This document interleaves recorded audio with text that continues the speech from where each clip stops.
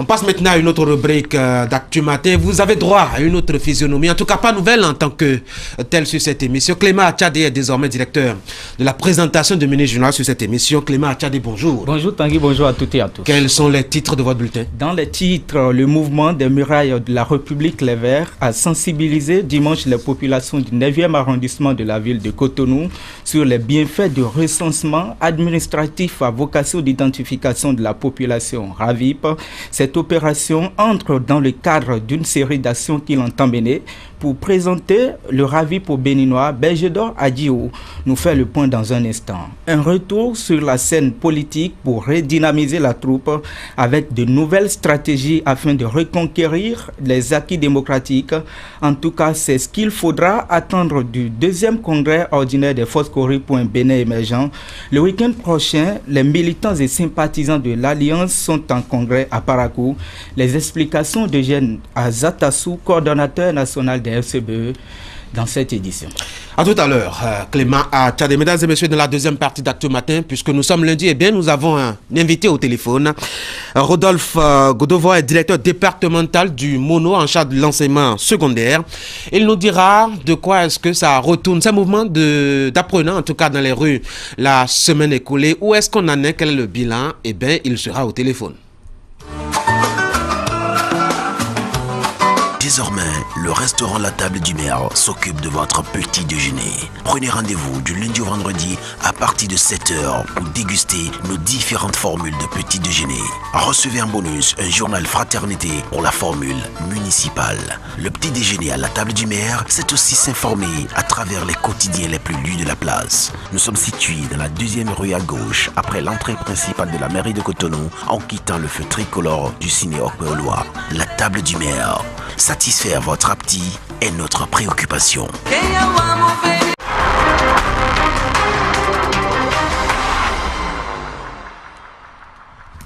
Clément Attiadé, on ouvre le mini-journal par cette actualité relative au RAVIP. Et vous dites que les populations de Zogbo, c'est à Cotonou, ont été sensibilisées hier. Oui, Tanguy, il s'agit des populations du 9e arrondissement de la ville de Cotonou qui sont désormais aguerries sur les bienfaits du recensement administratif à vocation d'identification de la population RAVIP.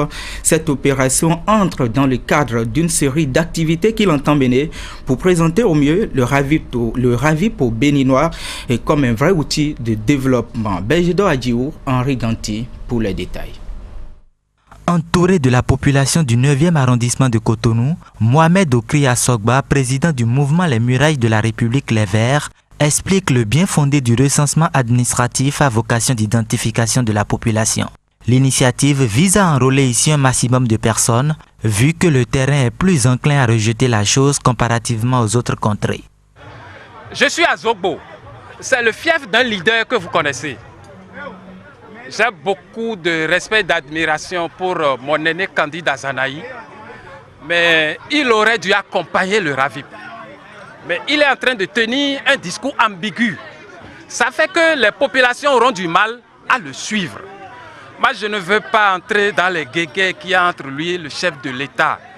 Et c'est en vertu de cette réserve que les populations de Zogbo vont en apprendre un peu plus sur les avantages du processus en cours. Le RAVIP, conçu et mis en œuvre conformément au programme d'action du gouvernement, c'est pour mieux sonder les défis de développement qui s'imposent aux différentes localités. Grâce au RAVIP, avec un clic depuis son ordinateur, le président Talon ou un autre président est censé savoir qu'il y a une localité qui s'appelle Zogbo, qui a tel nombre de populations, les différentes classes d'âge, mais qu'ils n'ont pas d'électricité, qu'ils n'ont pas d'eau courante, que les voies ne sont pas ouvertes. Femmes, hommes et enfants se sont ensuite portés au poste d'enrôlement pour accomplir leur devoir de citoyen. C'est le bénéfice de quelques minutes de conversation avec les habitants d'une localité pour les convaincre de la pertinence sociale d'une réforme initiée selon une certaine classe politique à des fins purement électoralistes.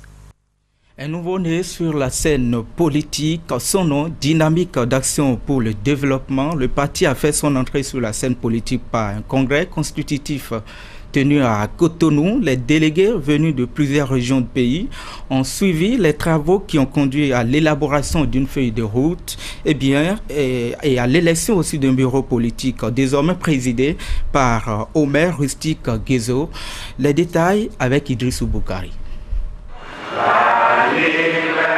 Dans cette grande salle de conférence du Kodiam à Cotonou, Dynamique d'action pour le développement pousse son premier cri. Elle vient de sortir des entrailles du congrès constitutif du parti, dont les travaux se sont déroulés les 2 et 3 février 2018. C'est une nouvelle formation politique qui entend enrichir le paysage politique national avec une vision claire. Dynamique d'action pour le développement se donne comme objectif majeur de rassembler toutes les Béninoises et tous les Béninois autour des objectifs nobles de développement économique, social, culturel, dont la réalisation appelle à une transformation des consciences et une transformation sociale. Dynamique d'action pour le développement du Bénin entend défendre et sauvegarder les droits fondamentaux de l'homme, des libertés publiques, la dignité de la personne humaine et la justice. Nous bâtirons ensemble l'idéal d'une société de dignité où sont combattues toutes les formes de désarroi moral et d'inégalité, de la destruction des certitudes. La dynamique d'action pour le développement est constituée de jeunes actifs et dynamiques, moulés dans la chose politique. Le parti veut impacter positivement le débat politique et contribuer au renforcement du système démocratique du Bénin. Ces militants se donnent pour défi d'être des exemples en matière de patriotisme, discipline, rigueur, organisation et gestion. Au fil de l'évolution de la démocratie et de la construction de l'état de droit, un constat amer se dégage. Nous assistons à la perversion de nos mœurs politiques et électorales. En dehors de la charte des consciences, le chef de parti se trouve à tort obligé de casser sa théorie pour assumer une certaine légitimité. Il n'en serait pas ainsi avec nous. J'ose croire que c'est un système de valeurs qui nous unit. Dans un monde globalisé et moderne, il convient de rompre avec cet art pour construire une nouvelle opinion, une nouvelle conscience qui s'écarte des mœurs politiques dissolues. Si le parti est nouveau, son président, lui, est bien connu dans l'univers politique national. Omer Rustic Gezo était dans la course pour la présidentielle de 2016 avec un résultat qui paraît à ses yeux très encourageant. 10e sur les 32 candidats. La DAD, en tant qu'instrument de développement, s'engage à accompagner le chef de l'État dans la mise en œuvre de son programme d'action. Nous n'avons pas d'autre choix que de s'unir pour construire notre pays. Si nous ne voulons pas le voir détruit. C'est très important, c'est capital.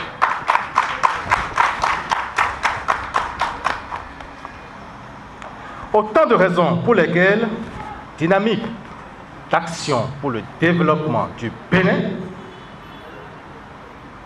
soutient le régime de son Excellence Patrice Athanase Guillaume Talon. La dynamique d'action pour le développement n'est pas un parti de trop, ont rassuré ses fondateurs. Il est né, selon eux, pour penser autrement l'art de gérer le Bénin. Cette force politique sera présente aux prochains rendez-vous électoraux. Le 10 et 11 février 2018, à la place Bioguera et au centre de l'alphabétisation à Parakou, les forces Coripoint Bénin émergents sont en congrès, le second qui fait suite à la décision prise par les membres de la coordination de l'Alliance en conseil le 3 décembre dernier.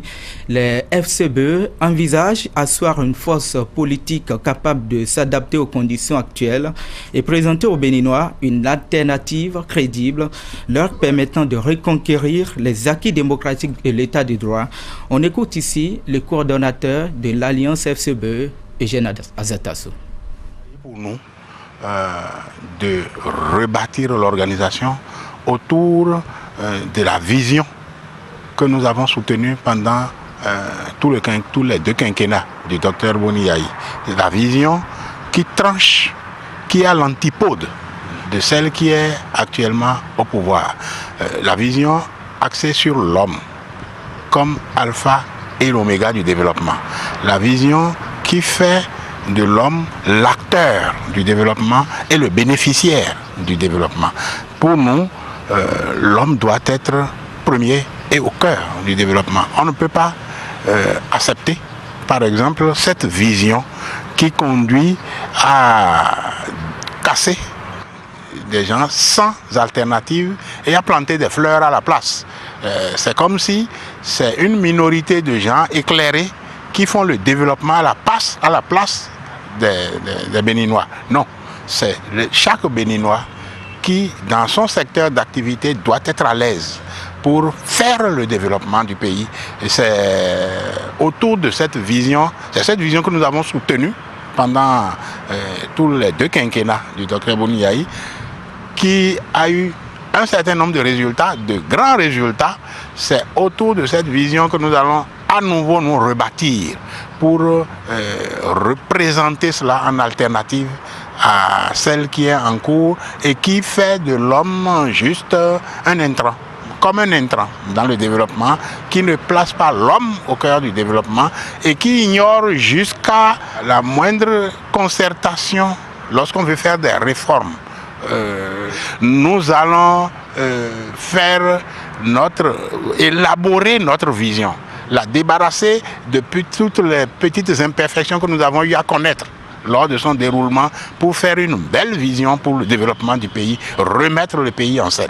Voilà. La date, c'est les 10 et 11 février 2018. C'est à Parakou. Parakou, place Bioguera pour l'ouverture, centre d'alphabétisation pour la tenue du congrès. Nous voulons demander à notre peuple et à nos militants d'être très sereins. Nous allons réfléchir à corriger les mots que nous traversons actuellement. Par exemple, nous avons pensé que ces mots passent par les questions de formation. On oublie rapidement qu'on a appris à marcher, qu'on a appris même à manger. Le militantisme, ça s'apprend. C'est parce que nos politiques qui n'ont pas pensé à ça, ils ont pensé que ça doit être spontané, ça doit être inné. Non, ça peut être spontané et inné chez des gens assez particuliers, mais le militantisme, ça s'apprend et c'est ça qui permet de tenir le pays et de le faire progresser. Nous allons réfléchir à une école pour ça. Nous allons réfléchir à la question de justice interne.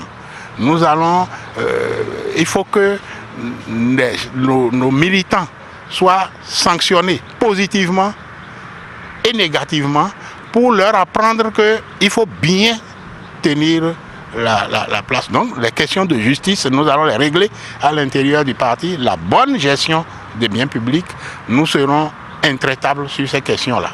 On quitte la politique pour parler décentralisation. Les communes de Grand Okoué ont bénéficié d'un important lot de matériel roulant, un don de Pujemi comptant pour la deuxième phase du programme d'urgence de gestion des déchets solides. Les engins offerts permettront aux mairies bénéficiaires, d'assurer le transfert des ordures pré-collectées vers les sites appropriés. La cérémonie de remise de matériel s'est déroulée vendredi dernier en présence des représentants du ministère en charge de cadre de vie et de développement durable et des autorités communales. Mavi Noumayouti, Elvis Tonoupoint.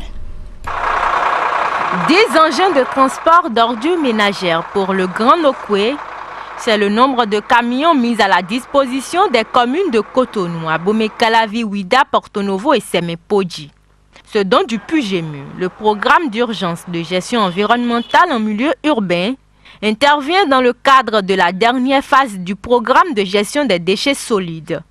Il est question pour l'État béninois, à travers le Pujemi, de mettre à la disposition des mairies le matériel adéquat pour assurer le transport des déchets précollectés vers les centres de transfert. Ces bennes doivent être soulevées, mises sur les camions et aller pour décharger les ordures ménagères sur les sites de décharge définitifs. 10 camions ont été acquis, comme ça a été signalé par le directeur général des opérations, le directeur général adjoint des opérations de la l'AGETUR et qui est en train de suivre effectivement la démonstration, c'est-à-dire les tests de convenance sur ces camions. il y a 7 camions de 2 essieux et 3 camions de 4 essieux. Le programme de gestion des déchets solides est l'un des projets prioritaires du gouvernement. En effet, en dehors des camions acquis, une cinquantaine de points de regroupement et 3 centres de transfert des ordures ont été construits. Le montant total des travaux s'élève à 5 milliards de francs CFA. Et c'est avec satisfaction que le ministère du Cadre de Vie et le PUGEMU assiste à la remise effective des engins. C'est une entière satisfaction pour le ministère du Cadre de Vie et pour lequel le projet d'urgence de gestion environnementale en milieu urbain, c'est-à-dire le PUGEMU, est un des projets importants. Et ce que nous faisons ici ce soir, c'est la remise officielle des camions et la mise en service des points de regroupement et des centres de transfert qui ont été acquis et construits sur la composante B du PUGEMU.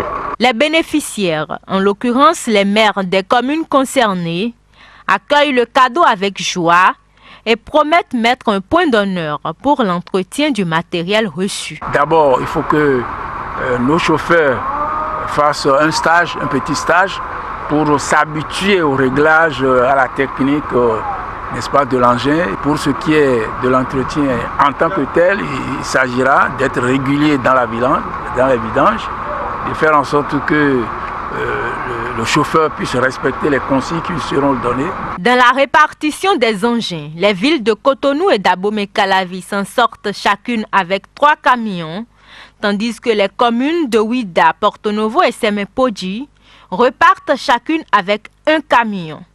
L'opération Ville propre dans le Grand Nokwe est ainsi lancée. Mesdames, Messieurs, ce serait tout pour le bulletin de ce matin. Tanguy Agoy, je vous laisse en compagnie d'Angelo Dosumo qui annonce les débatteurs. Absolument, c'est à travers sa chronique ce matin, on va parler du point qu'on peut faire des négociations gouvernement et travailleurs à Cotonou. La dernière rencontre remonte à vendredi dernier. Vous le savez très bien. Que faut-il en retenir? En tout cas, débat en 2 temps. D'abord avec les décrypteurs de l'actualité sur l'Actu Matin, et puis après avec notre invité, Naini Kassamampoe, secrétaire général de la CSTB. Il est notre invité au début de la 2e partie. Clément Achade, merci beaucoup. Baptême de feu réussi. Bonne journée. On se retrouve demain.